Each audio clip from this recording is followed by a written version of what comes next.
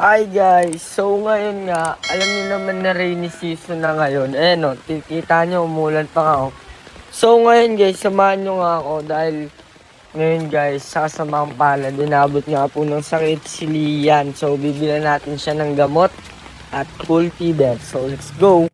Kitang-kita niyo naman last ng ulan no. Kasi guys, may bagyo dito sa Pangasinan at ilang araw na nga kami walang pasok. Pero kahit may bagyo pa yan, bibili natin siya ng gamot.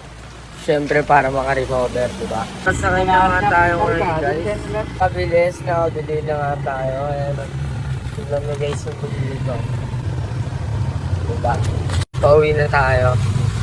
Kasi kailangan niya na kasi sobrang init niya ngayon guys. Kaya sa mga nagbabasya kanya, tignan nyo na po yan. Tignan nyo na yung aki ko guys sa may bubili ko na pandesal guys. Yan. Kung kaya nung sabi ko kanino guys, tigilan nyo na yung pagpupush ko niya. Kasi tignan nyo guys so, nakakabit siya na siya, malalagyan siya, kakalisot at may distress siya.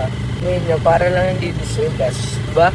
Kaya kung sa inyo guys, please spread love lang po tayo. Ganun, diba? Kaya ayun lang, peace. Salamat sa magsabat sa akin sa video na to, peace. So guys, shoutout nga pala sa may-ari ng cellphone na to. Mio!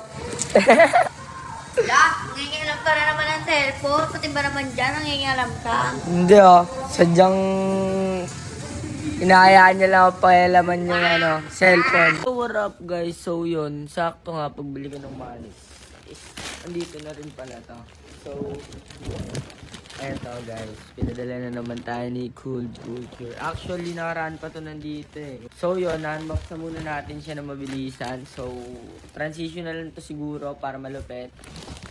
So yun, ito na nga yung ano natin. So abangan nyo na lang kung paano natin ito tipits.